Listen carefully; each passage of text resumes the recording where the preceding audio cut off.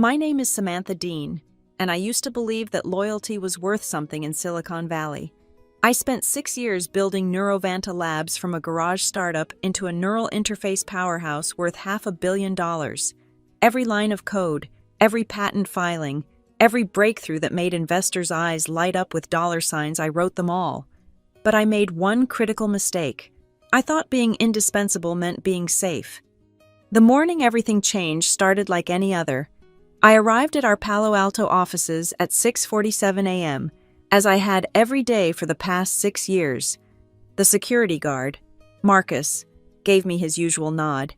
The espresso machine in the kitchen made its familiar grinding sound as I prepared my first of many cups. I settled into my corner office, one of the few perks I'd negotiated when we moved from that cramped garage, and pulled up the latest test results from our neural mapping algorithms. That's when I noticed the meeting invite. 9 a.m., boardroom, mandatory attendance, no agenda listed. In 6 years, I'd learned to read the corporate tea leaves. Unscheduled board meetings meant one of 3 things: acquisition offers, emergency funding rounds, or leadership changes. Given our recent Series C success, I suspected the first.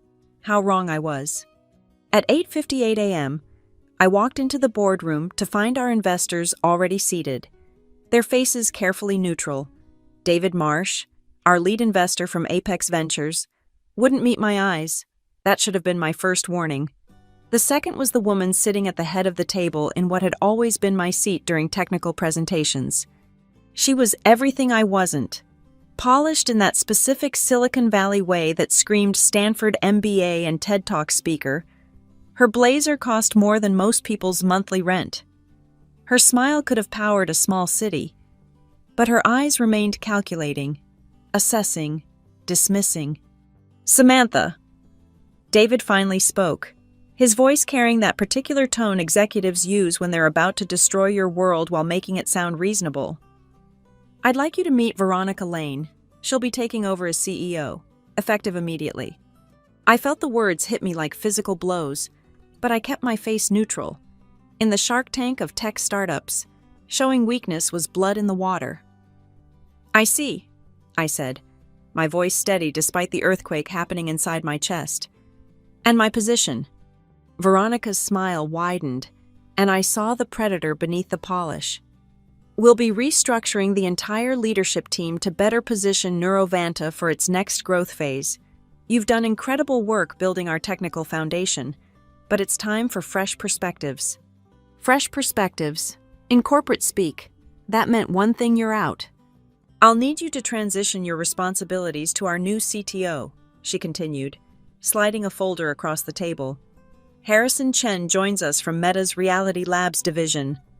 I opened the folder, scanning the termination agreement disguised as a transition plan. They were offering me 3 months severance and a consultant role. Then I reached the final page, and my blood turned to ice. "Special Technical Intern," I read aloud, not quite believing the words. "It's a unique position we've created," Veronica said, her tone suggesting she was doing me a favor.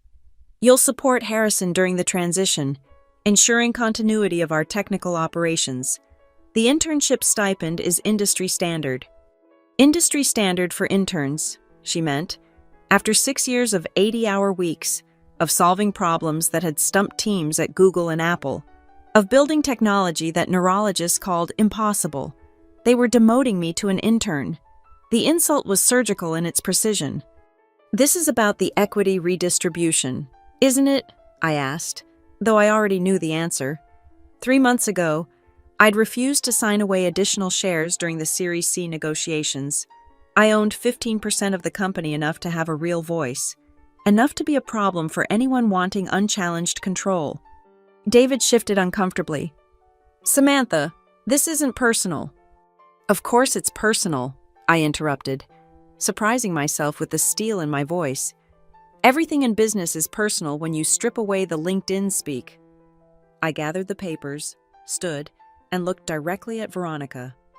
"I'll review these with my attorney." Her smile never wavered. "Naturally. Though I should mention, your current employment agreement includes comprehensive non-compete and IP assignment clauses. I'd hate for this to become complicated. There it was, the threat wrapped in legal silk. Sign the papers, accept the humiliation, or face a lawsuit that would drain my savings and destroy my reputation. Most people would have folded. Most people hadn't spent 4 years reading every single legal document that crossed their desk, memorizing every clause, every loophole, every carefully negotiated exception. "I'll be in touch," I said, and left the room with my head high and my mind racing. Back in my office, how much longer would it be mine? I locked the door and pulled up a document I'd hoped never to need. 4 years ago, during our Series A funding, I'd insisted on something our lawyers called unusual but not unprecedented, a retention of inventor rights clause, buried on page 47 of the investment agreement, in language so dense even experienced attorneys might skim past it, was my insurance policy. The clause stated that while Neurovanta owned all work product created during my employment, I retained personal licensing rights to the core neural mapping algorithms, the foundation everything else was built on. More importantly, if I was terminated or demoted without cause and without my written consent, those licensing rights became exclusive to me. The company would need my permission to continue using the technology I'd created. I'd fought for that clause through 3 weeks of negotiations, finally getting it approved when I threatened to walk away entirely. The investors thought I was being paranoid. David had laughed, saying no one would ever push out a founding CTO who was clearly irreplaceable. Irreplaceable. What a joke that seemed now. I spent the next 3 hours in my office, systematically copying every piece of documentation I was legally entitled to emails discussing the technology development, patent filings with my name, board meeting minutes where they'd praised my innovations. Everything went to my personal attorney, Harriet Kessler, a former software engineer turned lawyer who specialized in protecting technical founders from exactly this kind of corporate betrayal. By noon, word had spread through the office, the sympathetic looks from junior engineers, the avoided eye contact from senior staff who knew which way the wind was blowing, the whispered conversations that stopped when I passed. I'd seen this movie before, just never thought I'd be starring in it. Harrison Chen arrived that afternoon, all smiles and false humility. "Samantha, I've heard incredible things about your work. I'm looking forward to learning from you during this transition." I smiled back, matching his fake warmth with my own. "I'm sure you are." He wanted access to the development servers immediately. I gave him exactly what my employment contract required: standard user credentials with read-only access to production systems. When he pushed for administrative privileges, I cited security protocols that I'd written myself. "But I'm the CTO," he protested. "Not according to the systems," I replied calmly. "It needs written authorization from the board to modify access levels for critical infrastructure. I'm sure Veronica can arrange that. Eventually." It was petty, but I was past caring. They wanted to humiliate me. Fine, but I'd follow every rule, every protocol, every bureaucratic procedure I'd put in place to protect our technology. Death by 1,000 paper cuts. The real satisfaction came 3 days later when Harriet called. "Sam, I've reviewed everything. That retention clause is ironclad. Better yet, they've already violated it by demoting you without written consent. What's our play?" "We wait. Let them think you're beaten. Meanwhile, we document everything. Every email where they discuss the technology, every presentation where they claim credit for your work, every investor meeting where they showcase their innovations. When the time comes, we'll have enough evidence to bury them." So I played the part of the defeated founder.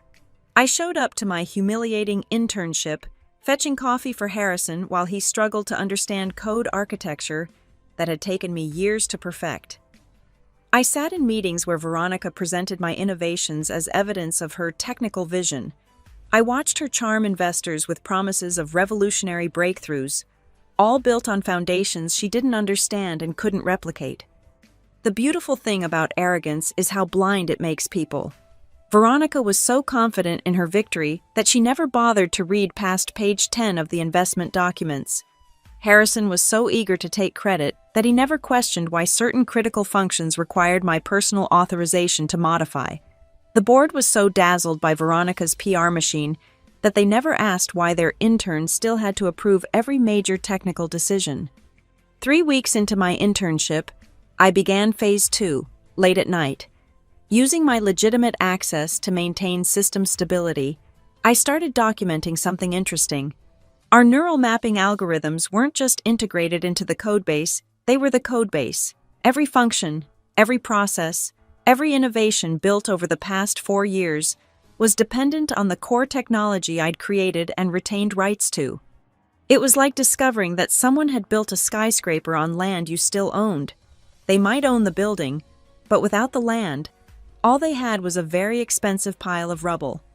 I created detailed documentation showing these dependencies, how removing my algorithms would essentially require rebuilding the entire platform from scratch, a process that would take years and millions of dollars.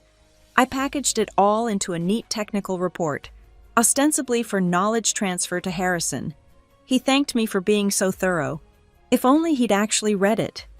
The opportunity I'd been waiting for came in week 5.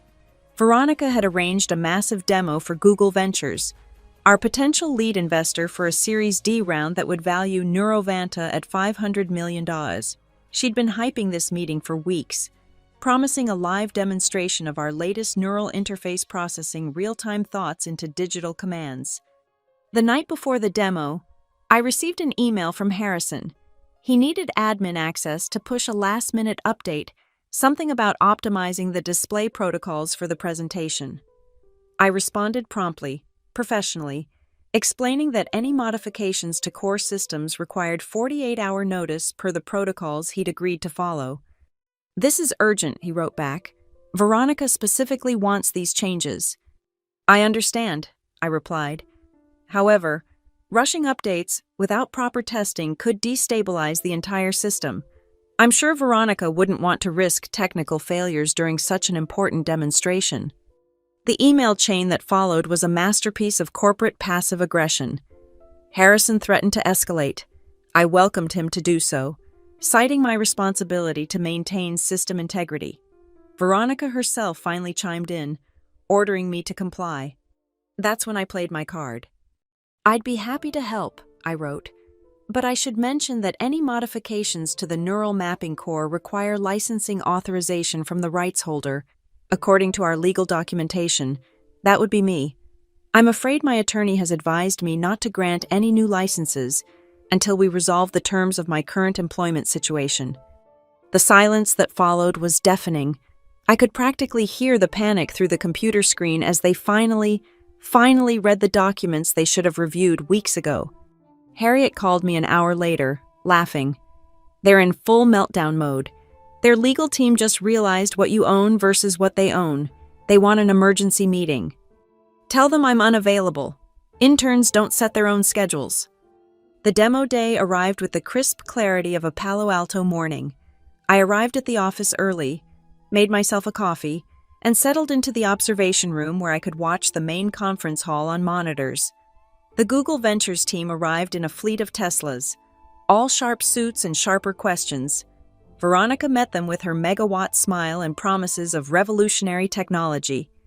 The presentation started smoothly enough. Veronica's slides were polished, her delivery flawless. She spoke about innovation and disruption with the practiced ease of someone who'd memorized every Silicon Valley buzzword. The investors nodded along, suitably impressed by the vision she painted. Then came the live demo. Harrison took the stage, our latest neural interface headset in hand. He explained how they would demonstrate real-time thought-to-text conversion, showing how their proprietary algorithms could interpret neural signals with unprecedented accuracy. The volunteer put on the headset. Harrison initiated the system. For a moment, everything worked perfectly. The screens showed neural activity. Processing indicators flashed green. The audience leaned forward in anticipation. Then the error message appeared. "License expired. Contact creator." Harrison's face went pale. He tried to restart the system. Same message. He typed frantically, trying to bypass the error. The system wouldn't budge. "It seems we're having some technical difficulties," Veronica said, her smile finally cracking. "Harrison, The system is locked, he admitted, his voice barely audible over the microphone. One of the Google Ventures partners, a woman named Patricia Kemp, who'd built her reputation on technical due diligence, leaned forward. Locked. What do you mean, locked? That's when I stood up in the observation room, knowing the cameras would catch me. I didn't need to say anything. My presence alone sent the message. The meeting dissolved into chaos, investors demanding explanations, Veronica trying to maintain control, Harrison fumbling with technical jargon he didn't fully understand, and through it all, I stood there, visible through the glass, a reminder that they'd tried to build an empire on foundations they didn't own. The aftermath was swift and brutal. The Google Ventures team left without signing anything. Patricia Kemp reportedly telling colleagues that Neurovanta had fatal governance issues. Word spread through the Valley's gossip network at the speed of light. By evening, TechCrunch had picked up the story. Neurovanta demo disaster raises questions about leadership. Veronica called an emergency all-hands meeting that evening. I didn't attend. Interns weren't required at strategic sessions, but I heard about it later from the engineers who'd remained loyal. She tried to spin it as a minor technical glitch, promised it would be resolved soon, assured everyone that the company's future remained bright. No one believed her. The next morning, Harriet and I met with Neurovanta's legal team. They came prepared for war, 3 lawyers from Wilson Sonsini, the Valley's most feared firm. I came with Harriet and a simple proposition. My client owns the exclusive license to the neural mapping algorithms, Harriet began, placing a thick folder of documentation on the table. Every product Neurovanta has developed, every patent filed, every line of code written in the past 4 years is built on this foundation. Without Ms. Dean's cooperation, you have no viable product. This is extortion, their lead counsel, James Morrison, sputtered. No, Harriet replied calmly. This is contract law. Your client signed these agreements. They chose to demote Ms. Dean without cause and without her written consent, triggering the exclusivity clause. We're simply enforcing the terms they agreed to. What do you want? Morrison asked, cutting to the chase. I spoke for the first time. Nothing. The room went silent.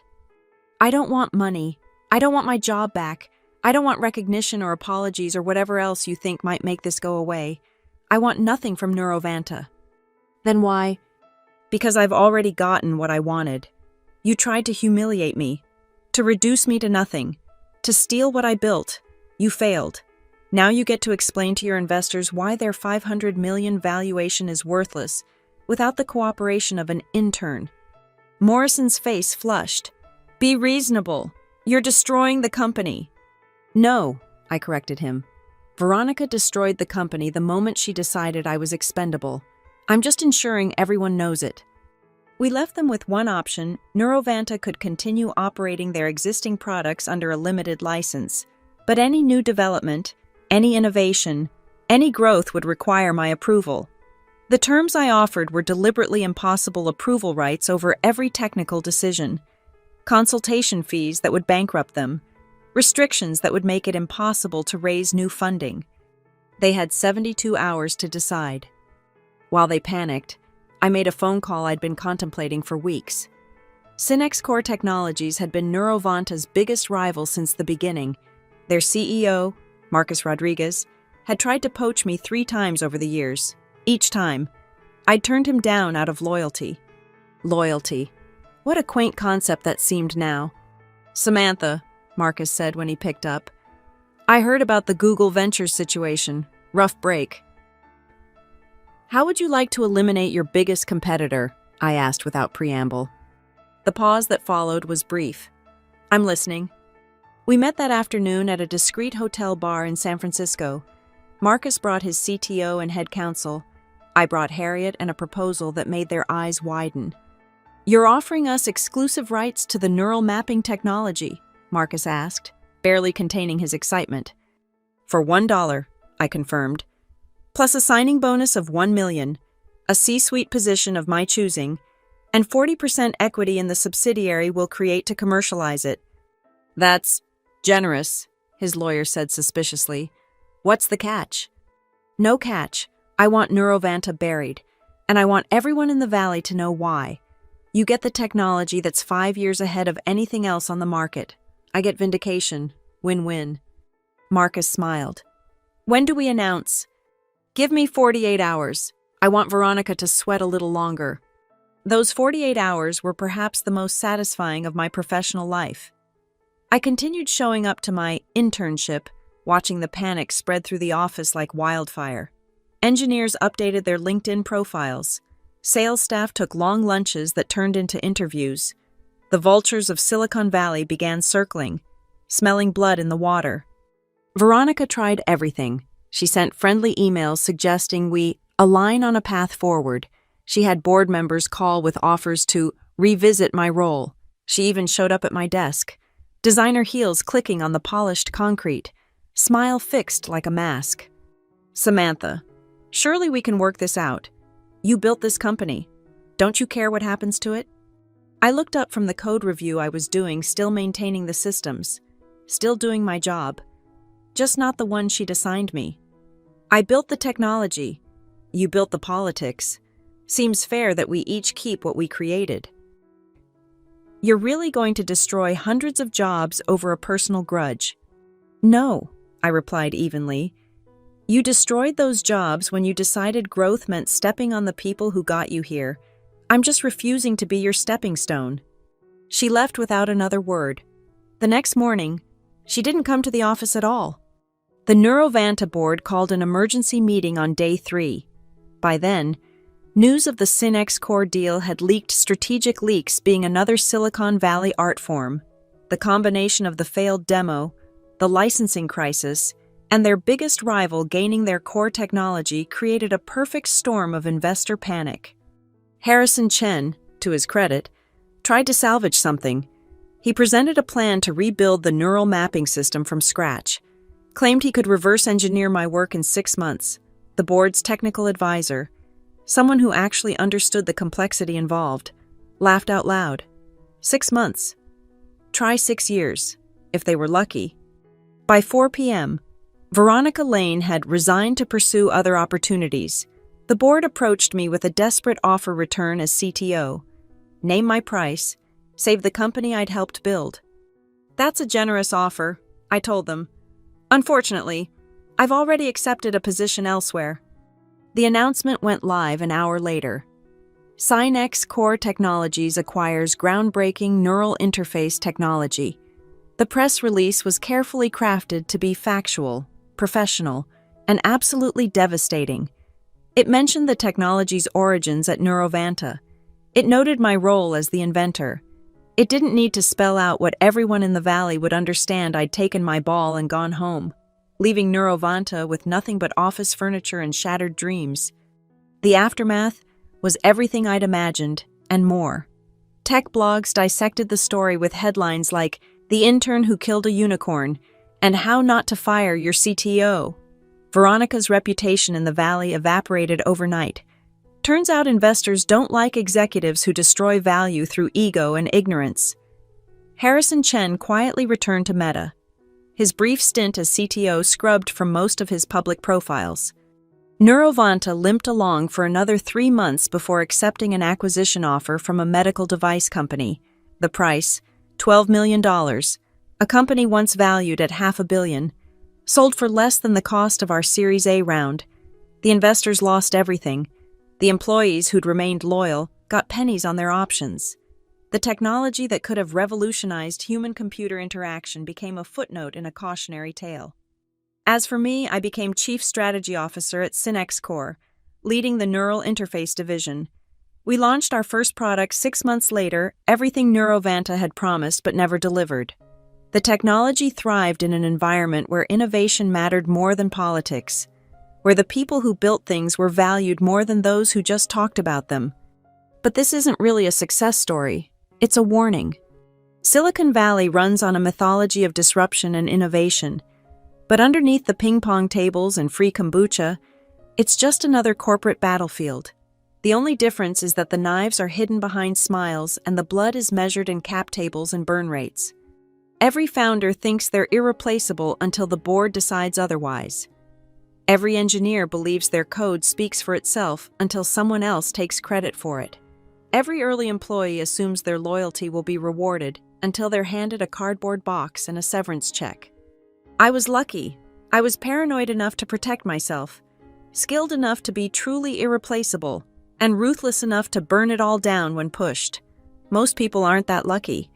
Most people sign whatever papers are put in front of them, accept whatever treatment they're given, and hope that playing nice will somehow protect them. It won't. The Veronicas of the world succeed because people like me usually fold. We're too attached to what we've built, too proud to fight dirty, too naive to realize that business is war by other means. We tell ourselves stories about meritocracy and fairness while the sharks circle closer. I don't feel guilty about what happened to Neurovanta. They made their choice when they decided I was disposable. Every action that followed was just consequence following cause, as inevitable as gravity. You can't build a castle on someone else's land and then act surprised when they exercise their property rights. Sometimes, late at night, I think about the technology we could have built together, the problems we could have solved, the future we could have created. Then I remember sitting in that boardroom, being told I was a legacy drag by someone who couldn't write a line of code to save her life, and any regret evaporates. They wanted to teach me about power lesson learned. Power isn't about titles or corner offices or keynote speeches. Power is owning something essential and knowing exactly what it's worth. Power is patience, preparation, and the willingness to walk away from everything you've built rather than let someone else steal it. Most importantly, power is understanding that in Silicon Valley, loyalty is a luxury you can't afford, and the only person who will protect your interests is you. Veronica Lane learned that lesson too late. At a cost of $488 million, it might be the most expensive education in Valley history. But then again, she always did like to do things at scale. As for me, I'm still building, still coding, still solving problems that others call impossible. The only difference is now, I do it surrounded by people who understand that innovation isn't about slide decks and buzzwords. It's about the code that runs at 3 a.m., the algorithms that push the boundaries of what's possible, and the people crazy enough to build the future one function at a time.